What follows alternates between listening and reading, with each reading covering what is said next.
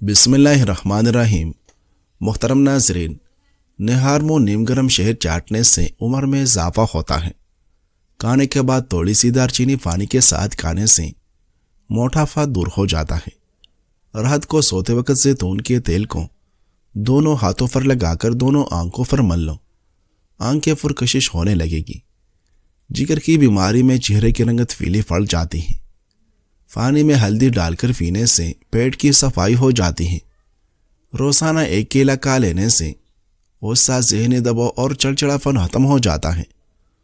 دودھ پی کر بادام کھا لینے سے دماغ تیز ہوتا ہے۔ صبح سبزے میں جا کر لمبی لمبی سانسیں لینے سے دل کی بیماریاں کم ہوتی ہیں۔ پیاز کو 4 ٹکڑوں میں کاٹ کر کمرے میں رکھ لو، زکام کی بیماری کبھی نہیں ہوگی۔ میٹھی چیزیں خوبصورتی اور صحت کے لیے زہر ہیں۔ ہلدی کا باقاعدہ استعمال چہرہ جوان رکھتا ہے۔ کھانے میں مٹی کے برتن استعمال کرنا خوبصورتی میں اضافہ کرتا ہے۔ خشک پودینہ بدن پر مل لینے سے بدن کے داغ ختم ہو جاتے ہیں۔ پالک کھا کر فوراً سو جانے سے نیند ٹھیک طرح سے نہیں آتی۔ انگور کھانے کے بعد اوپر سے پانی ہرگز نہ پیو، اس سے بدترین ہیضہ ہو سکتا ہے۔ بادام اور انجیر کا ملک شیک پینے سے توانائی ملتی ہے۔ دارچینی کے مسلسل استعمال سے یادداشت بہتر ہوتی ہے۔ اگر ہاتھوں پیروں کی جلد سخت ہو جائے تو دھوپ میں بیٹھنے سے جلد نرم ہو جاتی ہے۔ پیٹ کا درد نہ جاتا ہو تو نہار منہ دہی کھایا کرو۔ کریلے کا پانی پینے سے چہرے پر داغ دھبے نہیں رہتے۔ خون کی گرمی اور بلڈ پریشر کو ختم کرنے کے لیے کدو بہت مفید ہے۔ بار بار توکنے سے بدن میں پانی کی کمی ہوتی ہے۔ ناظرین، ایک رات سلطان محمود غزنوی سو رہا تھا کہ یکایک اس کی آنکھ کھل گئی۔ پھر لاکھ چاہا کہ دوبارہ نیند آ جائے، مگر نیند کوسوں دور نکل چکی تھی۔ بستر پر تڑپتا اور کروٹیں بدلتا رہا۔ جب کسی طرح آنکھ نہ لگی تو خدا ترس بادشاہ کو خیال آیا کہ شاید کوئی مظلوم فریاد لے کر آیا ہے یا کوئی فقیر بھوکا ہے، اس لیے نیند چن گئی ہے۔ غلام کو حکم دیا کہ باہر جا کر دیکھو کون ہے۔ غلام نے باہر جا کر دیکھا تو کوئی نہ تھا۔ واپس آ کر کہا، جہاں پناہ کوئی شخص نہیں۔ محمود نے پھر سونے کی کوشش کی مگر نیند نہ آئی۔ وہی بے چینی اور گھبراہٹ بڑھ گئی۔ غلام کو دوبارہ کہا، اچھی طرح دیکھ آؤ کون دانت خواہ آیا ہے۔ غلام دوڑ کر گئے، ادھر ادھر خوب تلاش کیا، پھر واپس آ کر بولے، حضور کوئی نہیں ہے۔ سلطان کو شبہ ہوا کہ شاید غلام تلاش کرنے سے جی چراتے ہیں۔ اس سے میں خود اٹھ کر کھڑا ہوا اور تلوار ہاتھ میں لے کر باہر آیا۔ بہت تلاش کی مگر کوئی نظر نہ آیا۔ قریب ہی ایک مسجد تھی۔ اس کے دروازے پر آ کر اندر جھانکا تو آہستہ آہستہ رونے کی آواز آئی۔ قریب پہنچ کر دیکھا تو ایک شخص فرش پر پڑا ہوا تھا۔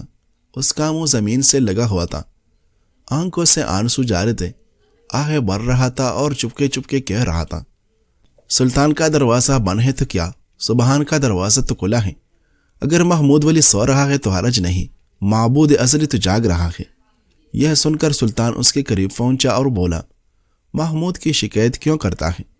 وہ تو ساری رات تیری تلاش میں بے چین ہے، بتا تکلیف کیا ہے، کس نے ستایا ہے؟ وہ شخص اٹھ کھڑا ہوا اور پھوٹ پھوٹ کر رونے لگا، حضور ایک درباری کے ہاتھوں ستایا ہوا ہوں، مگر اس کا نام نہیں جانتا۔ اس نے میری عزت خاک میں ملا دی۔ آدھی رات کو مستی کے عالم میں میرے گھر آتا ہے اور میرے شریک زندگی کی عصمت کو داغدار کرنے کی کوشش کرتا ہے۔ اگر آپ نے اس تلوار کی آگ سے اس داغ کو نہ دھویا تو کل قیامت کے دن میرا ہاتھ ہوگا اور آپ کا گریبان۔ یہ سن کر سلطان پر مذہبی اور شاہی غیرت طاری ہو گئی، پسینہ آ گیا۔ کانپتے ہوئے آواز میں بولا، بتا کیا اس وقت وہ ملعون وہی ہوگا؟ اس شخص نے جواب دیا، اب تو بہت رات گزر چکی ہیں، شاید چلا گیا ہو، مگر ڈر ہے کہ پھر آئے گا۔ سلطان نے کہا، اچھا اس وقت تو جاؤ، مگر جس وقت وہ آئے مجھے فوراً اطلاع دینا۔ وہ شخص دعا دے کر چلا ہی تھا کہ سلطان نے اسے پھر بلایا اور پہرے داروں سے کہا، دیکھو یہ جس وقت بھی آئے، چاہے میں سو رہا ہوں یا جاگ رہا، فوراً میرے پاس پہنچا دینا۔ اگلی رات وہ شخص شاہی محل کے دروازے پر پہنچا۔ پہرے داروں نے اسے دیکھتے ہی سلطان تک پہنچا دیا۔ سلطان جاگ رہا تھا، ہتھیار لے کر اٹھ کھڑا ہو اور بولا، چلو رات کو شکار کرنے والی لومڑی تک مجھے لے چلو۔ وہ شخص آگے آگے، سلطان پیچھے پیچھے۔ گھر پہنچ کر اس نے وہ جگہ بتائی جہاں وہ ظالم شخص خزانے کا سام بن کر سو رہا تھا۔ سلطان نے تلوار کا ایسا برفور وار کیا کہ پورا فرش انصاف کے خون سے سرخ ہو گئے۔ اس کے بعد سلطان نے مظلوم کو بلا کر فرمایا، اب تو محمود سے خوش ہے۔ پھر مصلی منگوایا، 2 رکعت شکرانہ کی نماز پڑھی اور اس شاہ سے کہا، گھر میں کچھ کھانے کو ہو تو لاؤ۔ اس نے عرض کیا، ایک چمنٹی سلطان کی کیا خاطر کریں، جو کچھ ہے حاضر کرتا ہوں۔ وہ سوکھی روٹی کے چند ٹکڑے لے آئے۔ سلطان نے روبت سے کھائے اور فرمایا، معاف کرنا میں نے تمہیں کھانے کی تکلیف دی، لیکن سنو، جس روز تم ملے تھے میں نے قسم کھائی تھی کہ جب تک اس خبیث کے سر کو اس کے شانے سے جدا کر کے تمہارے گھر کو فاک نہ کر دوں گا، رزق کو اپنے اوپر حرام رکھوں گا۔ پھر فرمایا، تم حیران تھے کہ میں نے 2 رکعت شکرانہ کیوں پڑھی، تو سنو، مجھے اندیشہ تھا کہ شاید وہ بد کردار میرا کوئی بیٹا ہو۔ درباریوں میں اتنی جرت نہیں ہو سکتی، غرور کا نشہ عام طور پر بادشاہوں کی اولاد میں زیادہ ہوتا ہے۔ میں اسی خوف کے ساتھ آئے کہ شاید اپنے ہی بیٹے کو قتل کرنا پڑے۔ جب دیکھا کہ کوئی غیر ہے تو میں نے اللہ کا شکر ادا کیا۔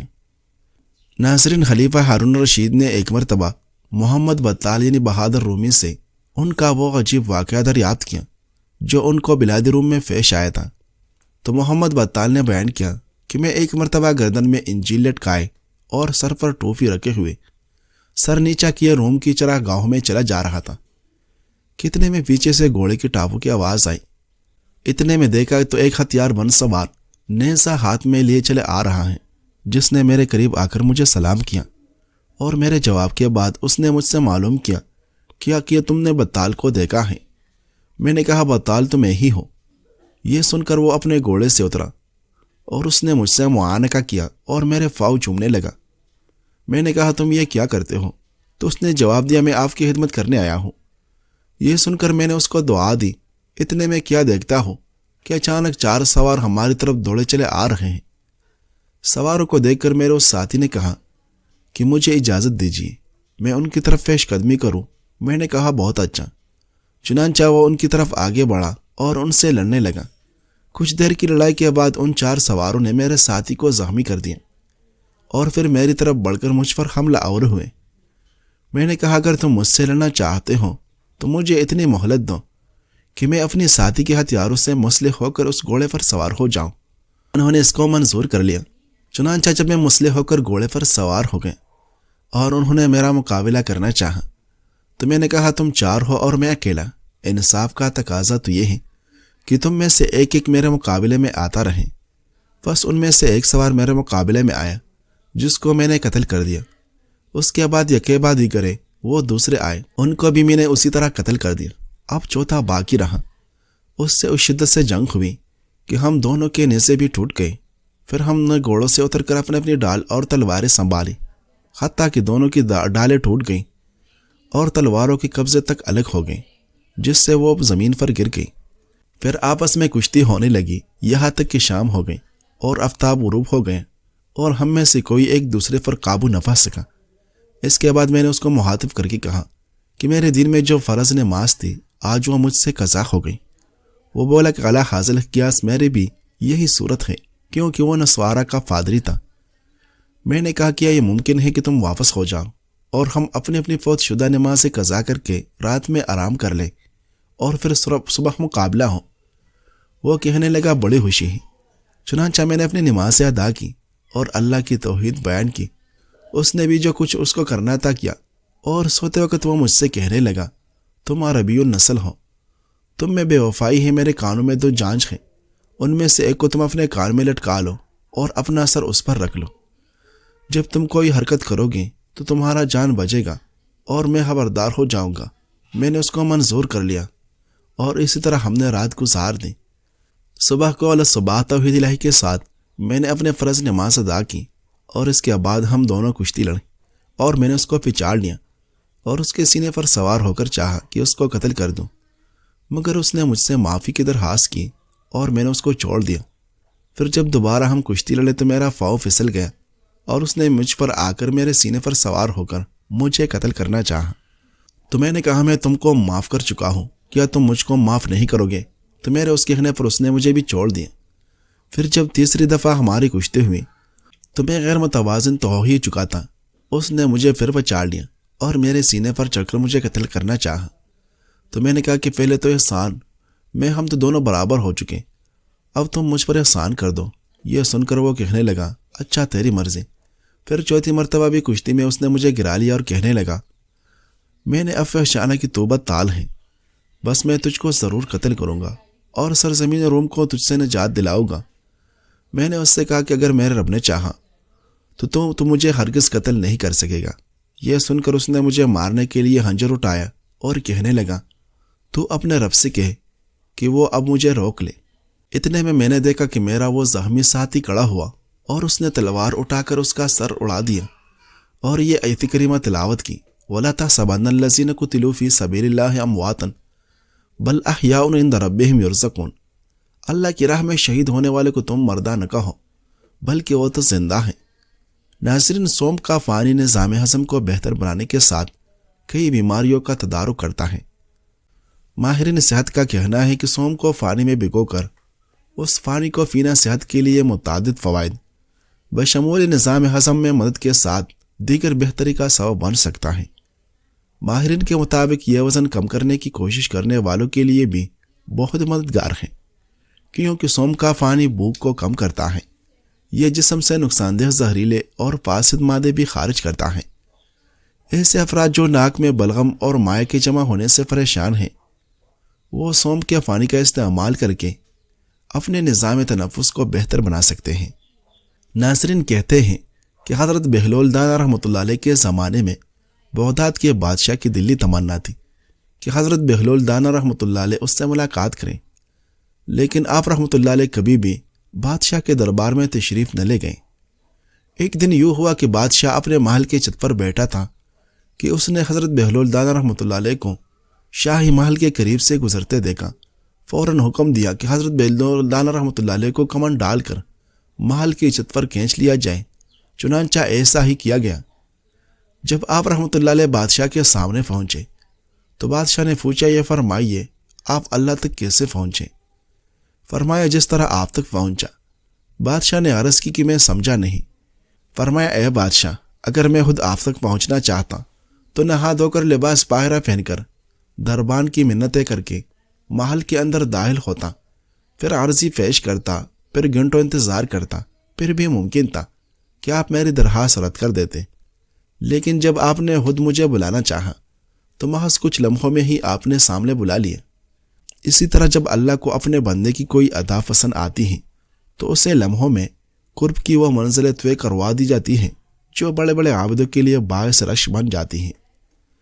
بچوں کو بالغ ہو کر احساس ہوتا ہے کہ اصل کامیابی جمع کرنا نہیں بلکہ تعلیمی میدان میں آگے بڑھنا ہے۔ پھر شادی ہونے پر معلوم ہوتا ہے کہ بہترین شریک حیات کا ملنا اصل کامیابی ہے۔ پھر روزگار کے معاملات سے دل میں یقین پیدا ہو جاتا ہے کہ اصل کامیابی کاروبار کے وسیع ہونے یا ملازمت میں پروموشن سے ہے۔ جوانی پر نقطہ نظر تبدیل ہو جاتا ہے کہ اصل کامیابی تو باصلاحیت اولاد، بڑے سے گھر اور بہترین گاڑی کے ہونے سے ہے۔ پھر بڑھاپے میں انسان کے نزدیک اصل کامیابی کا پیمانہ بیماریوں سے بچ کر جسمانی و دماغی تندرستی کا برقرار رہنا قرار پاتا ہے۔ بالآخر جب موت کا فرشتہ انسان کو لینے آ جاتا ہے تو اصل بات کھل کر سامنے آتی ہے کہ کامیابی کے تمام تر دنیاوی تصور در حقیقت بہت بڑا دھوکہ تھے۔ اصل کامیابی تو اللہ پاک کے احکامات اور محمد رسول اللہ صلی اللہ علیہ وسلم کے مبارک اعمال میں تھی، جس کے لیے کبھی وقت ہی نہیں مل سکا۔ ماہرین صحت کا کہنا ہے کہ روزانہ 20 سے 30 گرام بادام یعنی تقریباً 15 سے 20 بادام کھانے سے جسم میں LDL یعنی خراب کولیسٹرول میں کمی آ سکتی ہے، جبکہ اچھے کولیسٹرول HDL کی سطح پر قرار رہتی ہیں۔ حضرت جابر بن عبداللہ رضی اللہ عنہ سے روایت ہے کہ نبی اکرم صلی اللہ علیہ وسلم جس راہ سے گزر جاتے تو بعد میں آنے والے خوشبو سے محسوس کر لیتا کہ آپ صلی اللہ علیہ وسلم یہاں سے گزرے ہیں۔ بادام میں حلفظیر فائبر وافر مقدار میں پایا جاتا ہے جو آنتوں میں کولیسٹرول کے جذب ہونے کو کم کرتا ہے۔ جب یہ فائبر نظام ہاضمہ میں جیل کی شکل اختیار کرتا ہے تو اس کے ساتھ کچھ کولیسٹرول اور صفراوی تیزاب بھی باہر خارج ہوتے ہیں۔